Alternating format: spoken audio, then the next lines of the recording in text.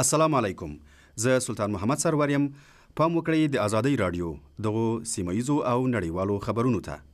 د امریکا جمهور رئیس د اوکراین د کړکېچ په ارتباط پر روسیې نوي بندیزونه اعلان کړل. باراک اوباما وویل دغه بندیزونه یې ځکه تصویب کړل چې مسکو د اوکراین په ختیځ کې د جنگ د پراختیا د مخنیوي لپاره واقعي ګامونه نه دي اوچت کړي.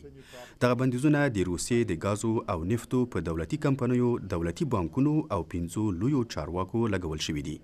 په عین حال کې د اروپایي اتحادیې مشرانو سره ومنله چې په هغو روسي کمپنیو بندیزونه لګوي چې د اوکراین حاکمیت تهدیدوي او د روانې میاشتې تر پایه د هغو کمپنیو او افرادو لیست برابروي چې سرمایې به یې کنګل کړای شي.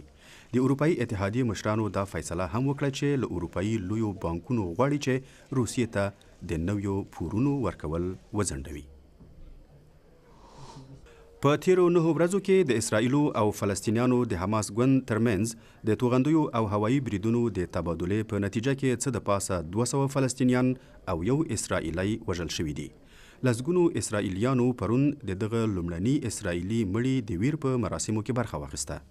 دغه 19 کلن اسرائیلی د سه شنبې په ورځ غزې تړانګې ته ورڅیرمه د ایریز سرحدي لارې ته ورغلی و چې په اسرائیلي عسکرو خوراکي مواد وویشي، خو د هاوان د یوې مرمۍ په چره ولګېده.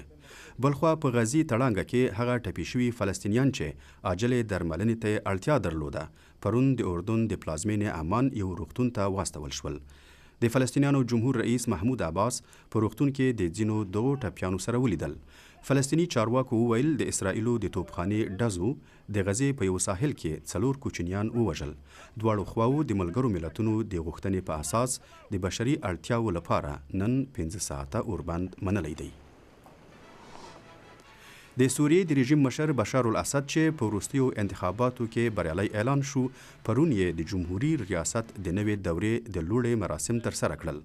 مخالفینو دغه انتخابات یوه رسوایي وګڼله، خو پلویانو یې وویل چې دغو انتخاباتو ثابته کړه چې له واکه د بشار الاسد د لرې کولو لپاره 3 کلن بغاوت ناکام شو. بشار الاسد چې له 14 کلونو راهیسې د سوریې جمهور رئیس دی، د لوړې په مراسمو کې احساساتي وینا کې ژمنه وکړه چې ټوله سوریه به له مخالفو ځواکونو بیرته ونیسي. یوې مصري محکمې لږ تر لږه 2 کسه د جنسي ځورونې په جرم په عمري قید محکوم کړل. دغه تیری د قاهرې په تحریر میدان کې د غونډو او مظاهرو په مهال شوي دي. دغه کسان تورن شوي وو چې 13 میاشت یې د نوي جمهور رئیس عبدالفتاح السیسي د لوړې له مراسمو وروسته په تحریر میدان کې د غونډې په شمول په بیلابیلو مناسبتونو کې دغه تیری کړي دي.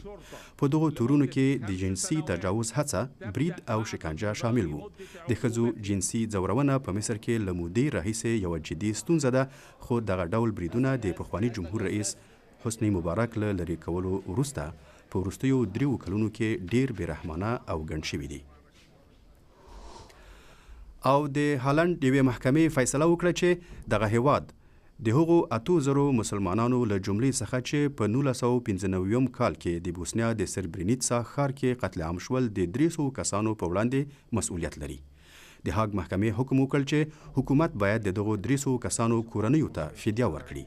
محکمه وایي دغه سلګونه کسان د هغو هالندي عسکرو لخوا چې د ملګرو ملتونو په سوله ساتونکو ځواکونو کې کار کاوه سربیانو ته سپارل شوي وو. قاضي لاریسا الون وویل هالندي سوله ساتونکي ځواکونه باید په دې پوهیدای چې له دغو کسانو سره څه چلند کیږي، ځکه چې د سربیانو د جنگي جرایمو شواهد موجود وو. په 1990 کلونو کې د بوسنیا په جګړه کې څه د پاسه 100,000 کسان وژل شوي دي. درنو لیدونکو، د نورو مهمو خبرونو، ریپورټونو او مرکو لپاره د موږ پته مه هېروئ. ازادي رادیو .com. مننه، آباد اوسئ. ازادي رادیو هر سهار له 9 بجو ټوله ورځ تر 9 بجو په منځنۍ څپه 12.9 او FM 100.5